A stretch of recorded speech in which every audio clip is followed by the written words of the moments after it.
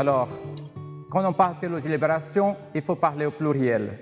Il y a des théologies de libération. Et là, la théologie de libération que je vais vous parler, c'est la théologie de la libération brésilienne. Et je vous dis là comment présupposer théologie de la libération brésilienne n'est pas fondée ni sur Che Guevara, ni Fidel Castro, ni la révolution cubaine, ni la révolution sandiniste. Voilà. Il ne faut pas confondre les deux choses. Et quand dans cette exposition, j'aimerais bien que vous puissiez être avec moi, avec votre intelligence spirituelle, avec votre intelligence émotionnelle et avec votre intelligence intellective. Parce que je vais parler, pas uniquement de concepts, mais je vais parler d'une expérience qui s'est passée dans un endroit précis au Brésil. Et là, je vais vous parler de la écothéologie de la libération. Dans un sens anagogique, je devais dire la éco-spiritualité de la libération. Parce que la écothéologie, c'est une systématisation d'une expérience. Et cette écothéologie de la libération, voilà, va essayer d'expliquer comment est-ce que la théologie de la libération est passée de l'option préférentielle pour les pauvres à l'option prioritaire pour la pauvre terre-mère. Et j'ai préparé un petit schéma. Alors, si vous regardez, on sait très bien que le Concile Vatican II a mené beaucoup d'ouvertures dans l'Église. Par contre, je voulais vous parler de quelque chose qui se passait en parallèle au Concile, qu'on ne parle pas tellement beaucoup. Il y a Paul Gauthier et Marie-Thérèse Lascaz. C'est un d'eux qui vivait à Nazareth, banlieue, qui vivait une expérience avec les pauvres. Et ils sont venus avec un évêque pour le Concile. Et quand ils arrivent à Rome, ils essaient de trouver des gens qui sont dans la même optique. Et ils vont trouver un petit monsieur comme ça, c'était Monseigneur Noël de Câmara. Et ces messieurs qui venaient d'une expérience au Brésil vont se rencontrer. Et là, ils vont créer un groupe qu'on va appeler le groupe de l'Église des pauvres. Et pendant 3 ans, ils vont se rencontrer. Et le but de ce groupe, c'était d'influencer le Concile Vatican II pour l'Église des pauvres, pour la question des pauvres dans l'Église. Par contre, ils ne vont pas avoir beaucoup de succès dans ce sens. Il y aura beaucoup de sympathisants parce qu'on dit qu'ils sont arrivés à avoir à peu près 500 sympathisants, mais ils ne vont pas réussir à influencer le Concile. Mais qu'est-ce qui va se passer? À la fin du Concile en 1965, Noël de Câmara pose la question. On a réfléchi sur nos expériences. On a écrit. Alors, concrètement, qu'est-ce qu'on va faire? Et alors, ils ont fait 13 engagements. Ils ont dit, alors, pour qu'on puisse dire qu'on va concrétiser ces engagements, alors on va faire une célébration. Et alors, ils sont allés à les catacombes de Domitille, et là, le 16 novembre 1965, ils ont célébré une messe. Et dans cette messe, ces gens qui étaient là, il y avait des évêques de plusieurs continents, et ils ont dit, on s'engage à mettre en pratique ces engagements. Et là, ces engagements vont être connus comme le pacte des catacombes. Alors, j'ai préparé 4 engagements, uniquement pour avoir une idée, en 1965, des engagements que ces évêques ont pris. Le premier, nous essaierons de vivre selon le mode ordinaire de notre population en ce qui concerne l'habitation, la nourriture, les moyens de locomotion et tout ce qui en suit. Deuxième engagement, nous renonçons pour toujours à l'apparence et à la réalité des richesses, spécialement les habits, les étoffes riches couleurs-voyantes, les insignes en matière précieuse. Ces insignes doivent être en effet évangéliques. Troisième engagement, nous ne posséderons ni meubles, ni compte en banque, etc., et notre propre nom. Et s'il faut posséder, nous mettons tout au nom du diocèse ou des autres œuvres sociales et caritatives. Et quatrième engagement, nous confierons chaque fois que cela est possible la gestion financière et matérielle dans nos diocèses à un comité de laïcs compétent et conscient de leur rôle apostolique, en vue d'être moins des administrateurs que des pasteurs et apôtres. Voilà, ça peut vous donner une idée. Alors, là, je mets une image, vous avez là le dernier évêque, Dom Pelé, Dom José Maria Pires, qui était dans cet engagement. Il est décédé en 2016 et vous avez là des théologies de la libération comme Gustavo Gutiérrez, etc. Et je reviens à mon schéma. Alors ces évêques, quand ils sont retournés, spécialement Dom Helder Câmara, qu'est-ce qu'il a fait? Il a réuni tous les prêtres du diocèse, tous les agents pastoraux, et dit, voilà, j'ai fait un engagement, j'ai fait un pacte, et je vais essayer de vivre ce pacte. Et qu'est-ce qu'il a fait? Il a quitté son palais épiscopal pour aller vivre dans une petite église au banlieue. Ça, c'est un geste, mon Dieu. Ces gestes étaient vus d'une façon extraordinaire.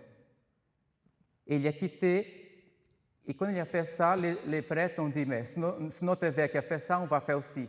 Les prêtres ont fait la même chose. Ils sont partis habiter dans les banlieues. Et en ce moment, il y a une expérience qui commence, l'expérience des SEBS. Qu'est-ce que c'est la SEBS? C'est une expérience très simple. Des familles qui se rencontrent, qui regardent leur réalité et confrontent leur réalité avec l'Évangile. Et à partir de ça, ils demandent qu'est-ce qu'on fait? Et ils mettent en pratique ce qu'ils ont entendu de l'Évangile. Cette expérience, on a devant là une des plus belles expériences de pastorale de l'Église brésilienne. Parce que cette expérience, ce n'est pas uniquement les catholiques qui étaient dedans, c'est une expérience écuménique. Ces gens ont vécu une très belle expérience écuménique. Pourquoi? Parce que là, ils étaient dans une expérience d'intelligence spirituelle et émotive. Les catholiques et protestants célébraient sans problème ensemble. Vous savez que le problème d'écuménique, c'est un problème plus des intellectuels. Les pauvres là, ils célébraient, c'était extraordinaire. Il faut savoir qu'au niveau intellectuel, on parle de celui qui a donné le premier nom, la nomenclature à la théologie de libération, c'est un pasteur, Rubens Alves, qui a fait une thèse sur la théologie de libération aux États-Unis. Alors, c'est lui qui a donné la nomenclature. Après, Gustavo Gutiérrez, en 68, va écrire un livre, il va citer la théologie de libération. Mais pour dire que cette expérience, au départ, c'est les catholiques et les églises protestantes historiques qui sont à fond là-dedans. Puis, le pauvre va devenir un lieu théologique. Et qu'est-ce qui va se passer? Voilà, on est dans ces années-là, en 1964, le Brésil rentre dans une dictature. Cette dictature va être vraiment très, très forte, soutenue par les États-Unis. L'expérience de SEBS va amener à quelque chose de très important. On est là dans un monde où l'Église, le plus important, c'est la foi. Et là, la SEBS va amener quelque chose qui dit la foi et la vie, on ne peut pas les séparer. Et ça va commencer une expérience profonde. Ce qui va se passer là, c'est une expérience profonde et spirituellement. Alors, qu'est-ce qui va se passer? Cette expérience va être influencée par quelqu'un de très important au niveau pédagogique au Brésil, c'est Paulo Freire. Paulo Freire, avec sa méthode d'alphabétisation, il va essayer de faire comprendre aux gens qu'ils sont protagonistes. Les pauvres sont protagonistes de leur éducation, de leur évangélisation et de leur libération. Et ils ne vont pas se libérer ensemble, ils ne vont pas se libérer tout seuls, ils vont se libérer ensemble. Et ça, ils vont s'évangéliser ensemble. Et ça, c'est très important, ces concepts. Parce que comme ça, ces gens vont prendre en main leur propre évangélisation. Et vous ne pouvez pas imaginer comment cette expérience spirituelle va donner une créativité. C'est à partir de là qu'il va naître toutes les pastorales dans l'Église. Et vont naître des mouvements et vont donner vie même à un syndicat et à des partis politiques, à partir d'une expérience spirituelle. Alors, il faut savoir qui les évêques ont vécu cette expérience. Et alors, qu'est-ce qui va se passer? Ils vont commencer à systématiser cette expérience. Il va arriver en 1968 la conférence épiscopale de Medellín. Et quand ils arrivent là-bas, ils ont déjà systématisé, ils ont déjà vécu l'expérience. Et quand ils vont arriver là-bas, ceux qui n'ont pas réussi à faire au Concile de Vatican II, ils vont réussir à la conférence épiscopale de Medellín. Et ils vont mettre en place d'abord une méthode qui est déjà connue, voie, juger et agir de l'action catholique, mais ils vont faire ce que le pacte à Catacombe a fait, un pacte, mais on fait un choix. Et ils vont faire quelque chose qui va marquer l'Église jusqu'à aujourd'hui. Comme ils viennent de cette expérience, ils vont faire l'option préférentielle pour les pauvres et pour les jeunes. On ne parle pas des jeunes, mais c'est l'option préférentielle pour les pauvres et pour les jeunes. Et là, ils vont reconnaître les SEBS. Les SEBS sont aussi une cellule d'église. C'est aussi l'église peuple de Dieu. Et là, ça va être très intéressant. Cette expérience va bousculer l'église.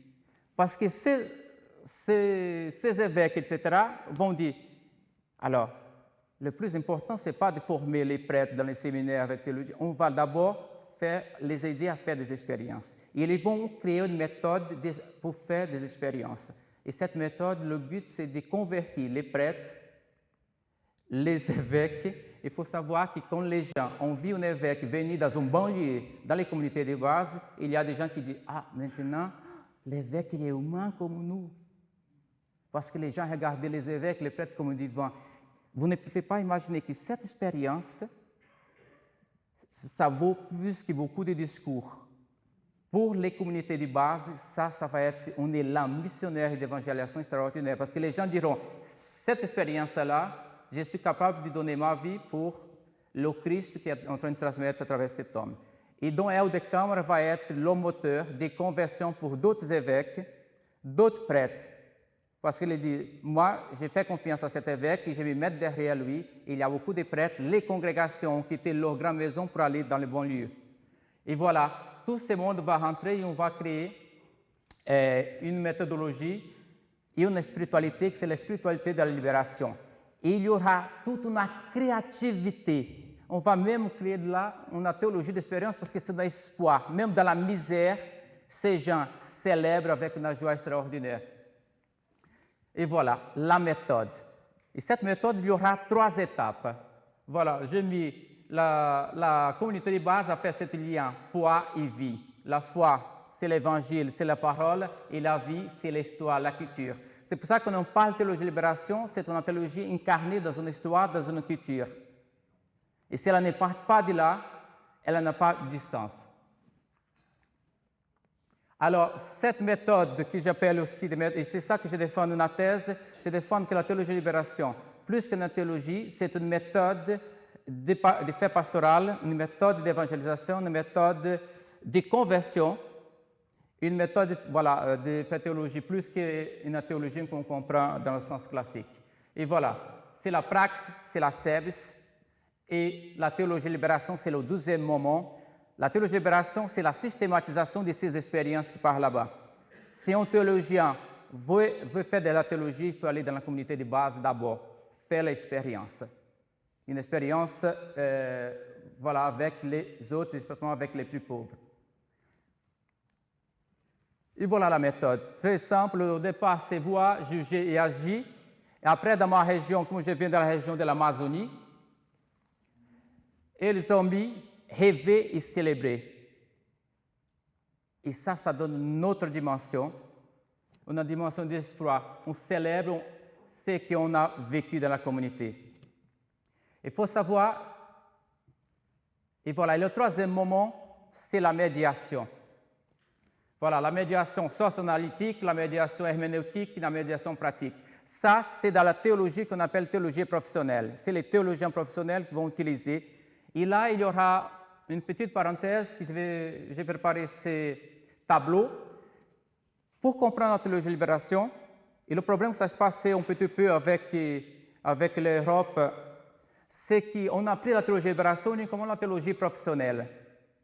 Si on veut comprendre la théologie de libération, il faut comprendre les 3 théologies de libération, parce qu'il y a la théologie de libération populaire. C'est celle qui sort des communautés de base, celle qui sort de ces expériences. Si on n'est pas dedans, si on n'a pas vécu cette expérience, c'est difficile de comprendre. Et dans cette expérience, la méthodologie, c'est la confrontation entre l'évangile et ma vie. Vous ne pouvez pas imaginer des gens qui n'ont eu pas beaucoup de connaissances au niveau biblique. Et dans les communautés, alors je peux vous dire que j'ai trouvé ma foi dans une communauté de base. Les gens n'ont pas beaucoup de connaissances, mais quand ils parlent de la réalité qu'ils sont en train de vivre, et après ils lisent une partie de l'Évangile, on était impressionnés par tellement de choses qui sortaient. Alors comment est-ce qu'ils ont pu expliquer tellement de choses?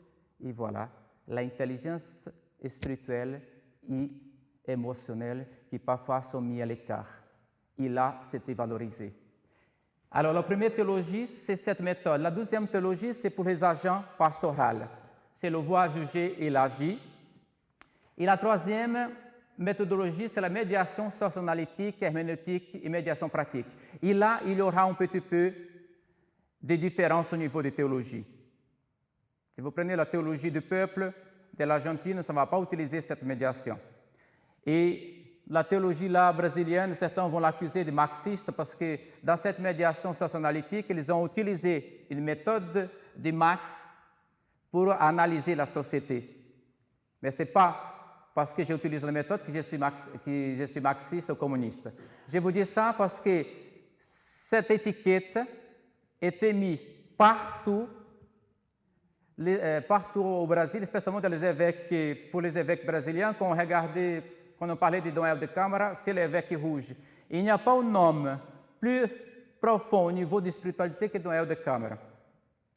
Il n'y a aucun cas, il y a même un livre que Boff, Clodovis et Leonardo Boff qui ont fait, la théologie de libération, les fondements de la théologie de libération n'est pas ni marxiste ni communiste.